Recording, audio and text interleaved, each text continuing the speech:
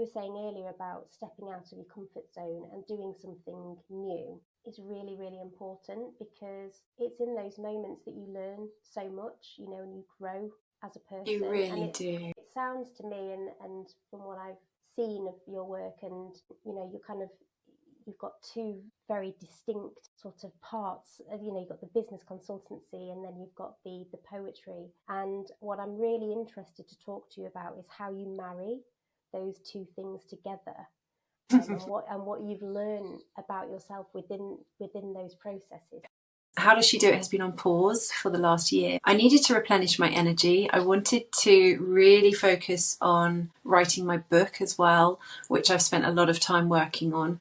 And I feel like I almost burnt myself out a little bit, not for the first time, shall we say. And so in September is when How Does She Do It is going to be returning. I think for a lot of women who are trying to balance everything, sometimes that need to step away is part and parcel of moving forward. And what I think is really interesting in stepping back, before I did it, I was worried about what would people think? Are they going to judge me? Are they going to be disappointed in me? Lots of people were coming to my networking events. I had a beautiful array of clients that I worked with one-to-one and in group setups as well, which I absolutely adored. And I also worried that people might think that I no longer love it, or that I no longer want to serve. And so I felt a lot of responsibility, actually. But then I had to go really deep inside of me and really, really kind of dive down to what I needed. What did Jo need in that moment? And actually, Jo needed some breathing space. I needed to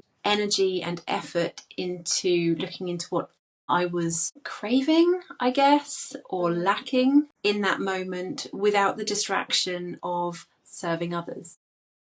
And I remember announcing it to my networking audience just before I paused. And I remember the look on their faces. They just didn't see it coming and they were quite alarmed. And I remember saying, this might be a couple of weeks. Yeah. But this might be forever. I don't know. And that actually was really empowering for me to not feel that I had to put a time on it or had to make a promise to other people. And I found that really freeing, really freeing. And I'm quite a perfectionist. I've spoken about it publicly before, not afraid to admit it. Wish I wasn't quite so, but it felt really challenging to not give an exact sort of parameter, I guess, around what I was talking about. But I really needed that time. And you strike me as the sort of person that you just give so much energy and love and attention and intention to what you're doing. You do end up just giving too much of yourself, and you need to kind of reconnect so that you can go back in and continue to do the work that you're doing to serve the people. I mean, you talk about, you have this deep need to help people. Where does that come from? That's a really good question, and I'm not even sure I've got a specific answer to it. I just love people. Yeah. I love connecting with and connecting other people as well. So I love bringing people together. The amount of collaborations and friendships and business ventures that have come out of people meeting at my networking events is extraordinary. In fact, I can feel it in my throat now. It does make me emotional, and I probably don't know the half of it either. Sometimes I do speak to people and I'll say, God, I didn't know you two were friends. And they'll say, no, Jo, we met at that event in Kingston back in, 2018 or whatever. That was your event, Jo. That was where we met, and that was where our friendship blossomed.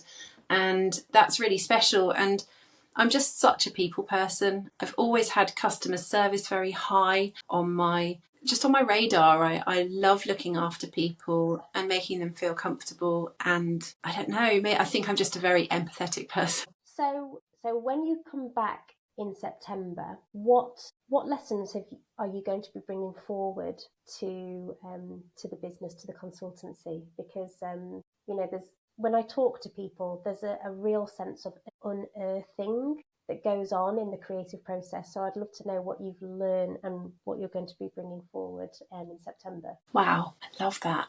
I've learned so much, and I think that because one of the main reasons, or one of the big reasons, that I pressed pause with the business was also to write or work on writing my book, I feel that engaging in creativity has really helped me to have some awareness actually around how I was and how I might be. And I love that you've asked me this, because I haven't actually spoken this out loud yet, or really even computed it in my mind. But what do I want to bring back? What learnings do I want to bring with me? Yeah.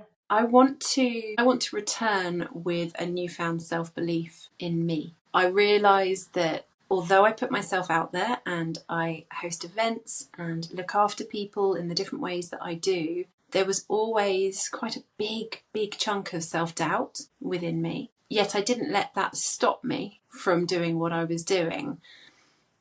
Having spent a lot of time writing, both the book, my journaling, and the poetry, which I've now amazingly braved sharing after so many years of writing, I feel like I have uncovered something, unleashed something inside of me. And I do think that my age has something to do with it as well, because now I'm in my late 40s. I just feel like I'm allowed to own it a little bit now. I'm almost giving myself permission to not hide, to sort of uncover more of me. I've always been very transparent. I've always shared my ups and my downs through the podcast that I host, through my host as well, and with my clients as well. I've never been someone that will go, everything's great and everything's rosy and I've got it all sorted, because I don't think that's real. So I have always been really transparent, and I've shared the ups and downs that I've been through, and certainly the anxiety and panic attacks that I have struggled with all my life as well. But now, Jo, you're at an age, and you've written so much, particularly in this last year, but forever. But I think I've really uncovered something in me that just wants to unapologetically be there now. And I really hope that by bringing that new version of me back to How Does She Do It, is going to in turn help other people do the same. Yeah. Oh gosh, I'm getting emotional as well. I am too. Why is this happening? I apologise. Let's let it out. Let it out. Wow, this was not expected. Tell me, what are you feeling now, my love? What are you feeling? Because I also feel like I'm on a similar journey. I think that's what it is. I think that's what it is. The last few years have been really, really hard, and this platform, I wanted to connect. I wanted to connect with people who are just out there doing what they're doing. They're being creative. They're embracing their true self, their true authentic self, and by doing it, by listening to your story and to people's stories, my story is settling. Does that make sense? Yeah. Like, I feel like everything's kind of coming together and aligning. And I think that's what I'm feeling, is this alignment. Yeah. I think it's like it must be a collective thing that we feel. I think we all hold a lot of trauma, actually. And by talking to each other, we realise that we're of the same. That makes sense? Absolutely. In all our beautiful ways, we are. We are the same. And collective, I think, is a brilliant word that you just used then. I also wonder whether with that settling, with that alignment, comes clarity. Yes, I think so. When you set up How Does She Do It, what was the initial aim and intention? Has that changed at all? So I know I'm going off piece with my questions now, but I'm just going with it. I would say that it's blossomed, it's evolved, it's grown with me. And what was the seed of How Does She Do It was to bring networking events to women that ran their own businesses or didn't, women that perhaps dreamt of stepping away from work, or perhaps they'd had children and they felt that work didn't align with their new sort of life. Yes. I wanted networking events for these women, but to be completely child friendly as well. So there was no one stuck at home wishing, dreaming, or perhaps not, because they'd almost written themselves off from doing anything amazing and inspiring. I wanted them all to be in a room together, and I wanted there to be babies there. I wanted there to be toddlers there, because that unlocked opportunity for people. And when I initially started as a virtual assistant, to gain my confidence again, having left my corporate career and wanted to work alongside my son, there were no networking events where children were allowed. And it became an absolute military operation to try and work out how to get my son to nursery, which started at something like 10 in the morning, I think, Yeah. And get 35 minutes to a different town where there was a networking event which started at 10. And it was really hard. And I had a husband that worked for himself from home, so we were able to make it work on the odd occasion. But there were so many people that didn't have that. Can you draw upon any sort of collaborations that have happened that you've thought, yes, I did that? Because you've mentioned people coming together and saying, oh, we met at your event, but Yeah. Have you got stories or collaborations that have just been such success since your I'll literally just pick two that have just sprung to mind as you've asked. And they happened at very different times. One was not long before I paused How Does She Do It? So quite recently, in the last 18 months, I'd say. Yeah. And the other was at least 5 years ago. So I'll go with the most recent first, which was two ladies that came to my networking event in Guildford in Surrey for the first time. It was both of their first time, I believe. And I'm not entirely sure how either of them found me, but that doesn't matter. Anyway, just recently I saw that they were in Spain together, these two ladies, and they were on a retreat that one of them was hosting. And so I just dropped one of them a line and said, I didn't know, this is like I said earlier, I didn't know you guys were friends. And they're like, no, we met at that How Does She Do It networking event of yours in Guildford. I can't remember when it was, say 18 months ago. Yeah. And she said, I've been a client of Jess's ever since, and now I've just been on her Spanish yoga retreat with her, and it sounds like they've got an amazing connection, and that's just been bubbling away since, and I had no idea. That's lovely. Yeah. Another one that springs to mind, because I think it's because I've got that child friendliness in my head as we've just spoken about it was at one of my Guildford events about 5 years ago, possibly even more like 6 or 7 years ago. And a young lady arrived with a baby on her shoulder. She was warm. She'd come up in the lift. We were up on the first floor. I remember she looked incredibly nervous, and you could see that she'd probably done a day's work already with the baby before she'd even arrived at the event. And I remember just going straight up to her and just wanting to make her feel comfortable, wanting to see if I could help with the baby, wanting to help her ease her nerves, because I could see that she was quite shy. And I remember her speaking that day, and she said, well, I haven't got business yet, but I really would love to become a virtual assistant, and this is what I do. And she didn't speak too much because she was, quite quiet. And well, it didn't take long for her to be completely enveloped by everyone. Everyone loved her, everyone looked out for her. And she was my virtual assistant for many years, until about the pandemic, when everything really quietened down for the public events and what have you. And she's an absolute dream, and everyone knows her name. And that it was that person that had this seed of an idea who braved to come along and speak it out loud. It was magic. When you know that you've created the environment for those things to happen, that's what it's about, isn't it? It's bringing people together and helping people to make those connections and empowering them, to kind of step out of their comfort zone and make stuff happen. I was looking through the How Does She Do It, and a lot of them obviously resonate with me. How do those values now sort of sit with, obviously you're going to be starting it again in September, but where do they show up in other creative ventures that you've got going on at the moment? Because you talked about your book, which, do we know when that's coming out yet? We don't. Okay. I'm about 50,000 words in, so wow. I've got at least another 10 or 20 to write, and then I'd love to hope that I can publish it one day. Yeah. Oh, I'm sure you will. Thank you. But the values. The values. So with your writing and with your poetry that you're kind of sharing with us as well, where do they sort of show up, and how do you embrace them in your creative passions? Well, I would say that if you were to slice me in half, you would see those values through and through me. They are just how live and how I like to project myself, I guess, around or into this world. If we just go with support, encourage, inspire, which is my little tagline, obviously the support bit we've kind of talked about, it's just my way. The word support was for me to support others and for others to support one another. Yeah.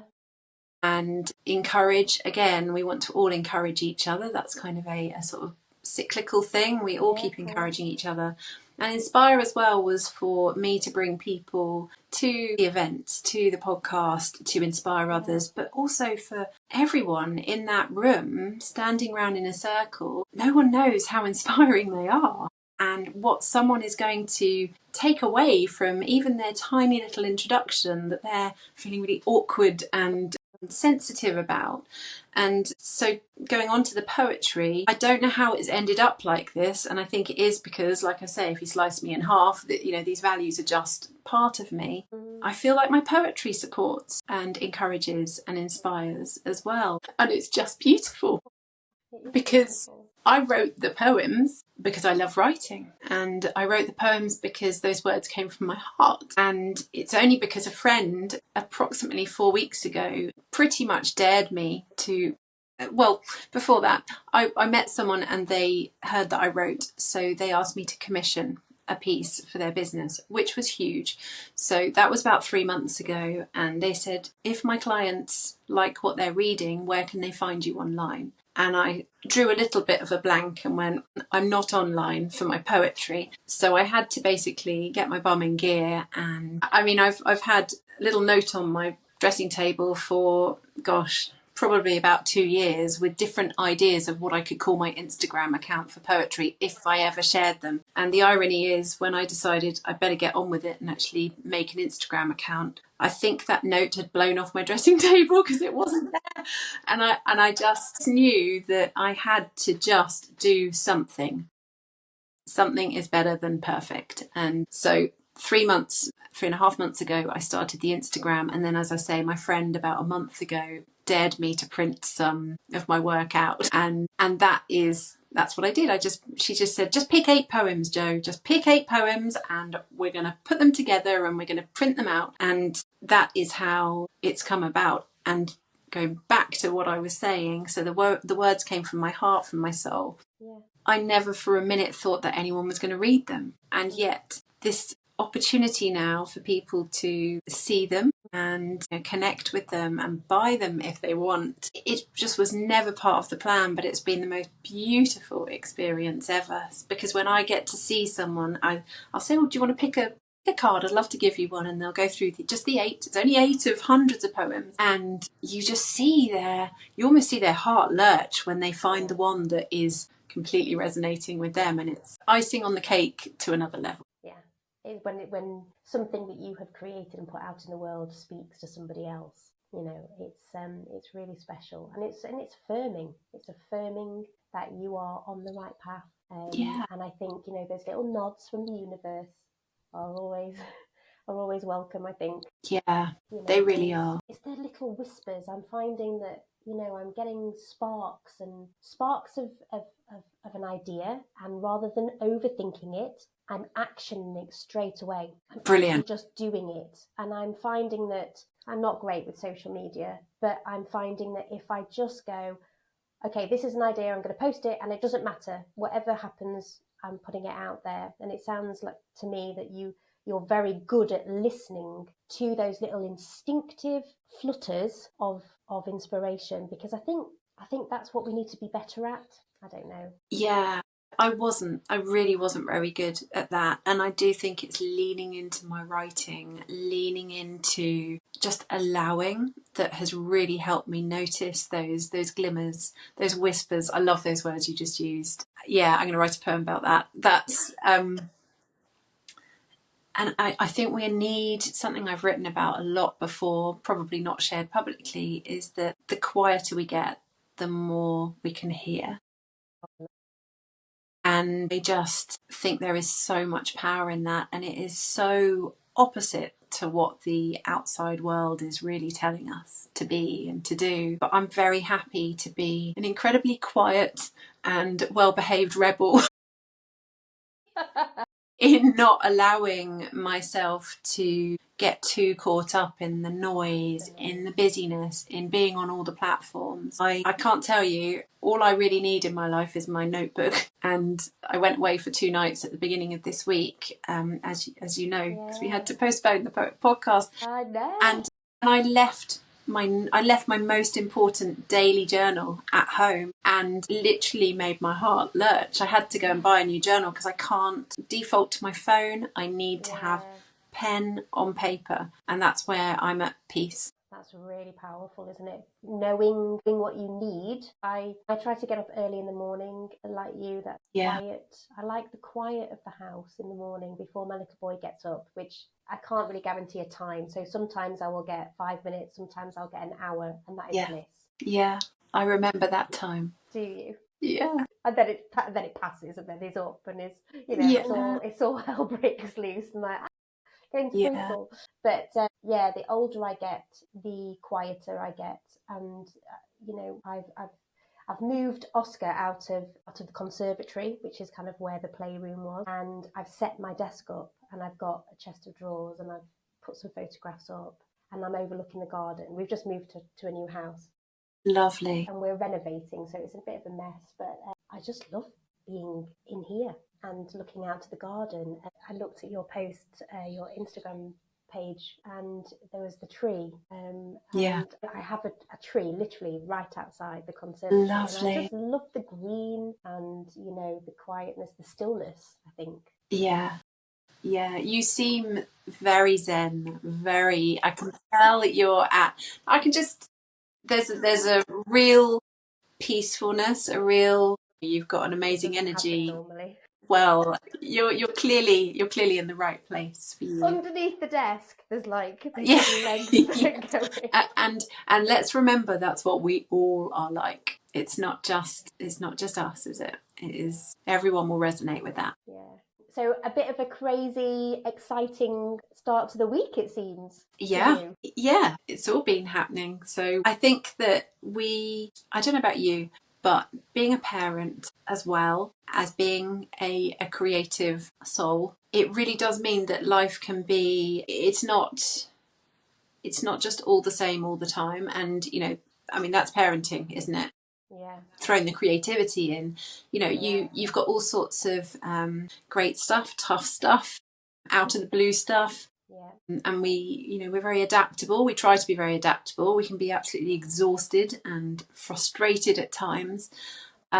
But if I can carve out time to write, even if that is writing about feeling really lacking in confidence or really frustrated about the way that something went, I just think that it's a way of processing, because if I don't take the time to process, I think I would just be like a pressure cooker and just get I think I'd really struggle. Yeah. I don't know what you think. I hear you. No, I hear you on that.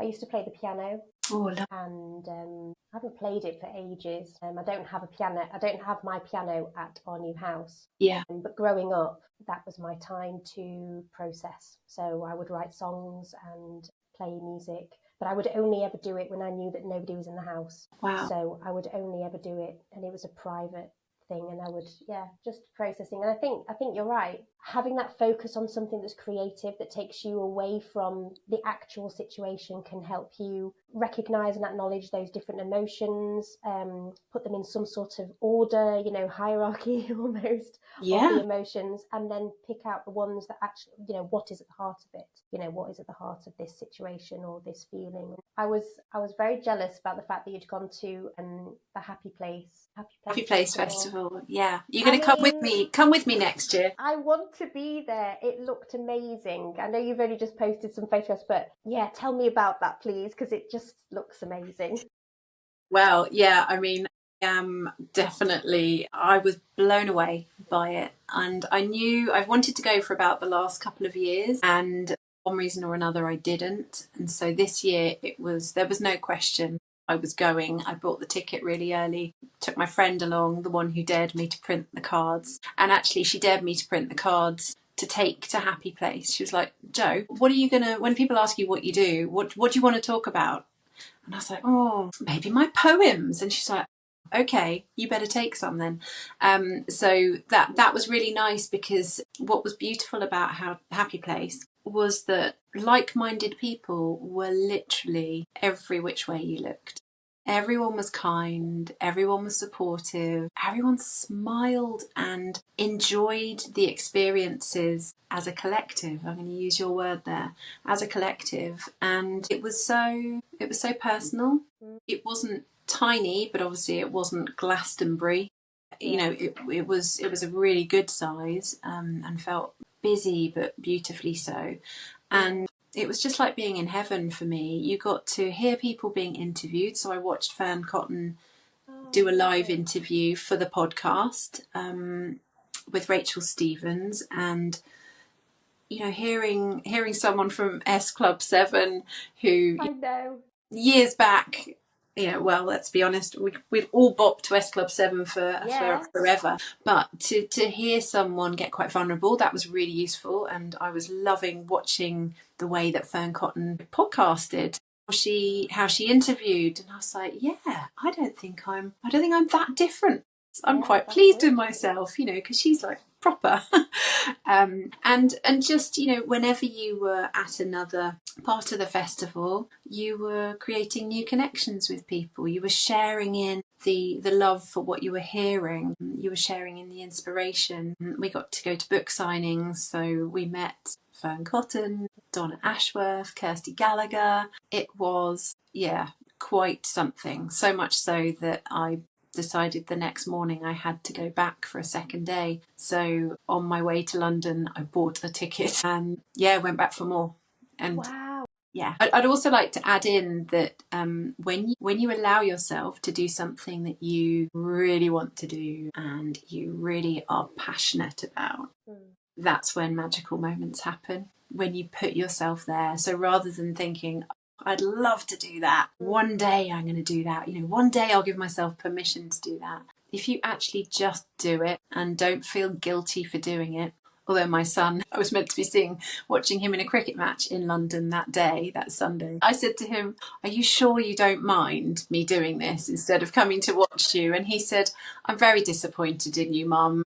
I'm not entirely sure I'm ever going to get over it. I went, oh, and he's like, I'm joking, Mum, go do it. Little monkey. Testing your resilience right there.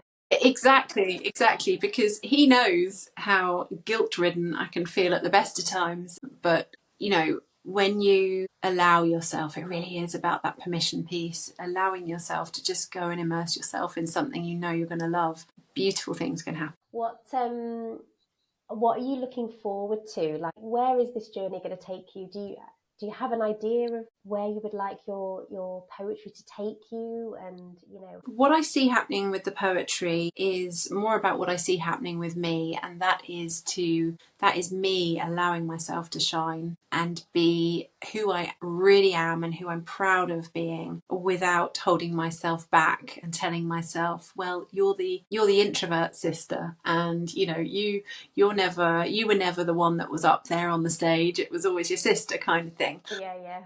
And you know, these things from our childhood can really stick with us. You know, they can lie quite dormant for a while, but then they'll jump up and bring you down again a bit. And it's not that anyone has ever told me I can't shine. It's just I was the quiet, shy, introvert sister. So I'd like to allow the poetry to get out there more to people that need it. I'd love to put together a book. I think I'd like to self-publish a book of day-to-day poetry, actually, which that's a nice idea. If I was brave enough, I could get going on that yesterday. Almost like daily affirmations. Like, yeah. You know, every day of the year, I could turn to a new page and I would be able to read a new poem, and that would set the intention for the day. I love that. Well, added to that, you've basically called it. I'm producing a box set of poetry affirmations, so it will be about 50 or a bit more small cards with poetry, a poem, an affirmation that will, you can either draw at random, or you can, search through and find that one that you definitely need that day. And so, it's going to be a beautiful box set, a little bit like an Oracle card box set, but with my poems on. So that sounds beautiful. I'm excited for that. I would buy that. I would totally buy that. I mean, I do have my You Got This cards, which I love those. I use with all of my guests. So we will do these. Good, because I've never owned that set, but I've given it as a gift to people. So that'd be cool, exciting. Well, these, I don't know whether you'd listened to the episode, but these cards were given to me by the students I was teaching as part of my maternity contract.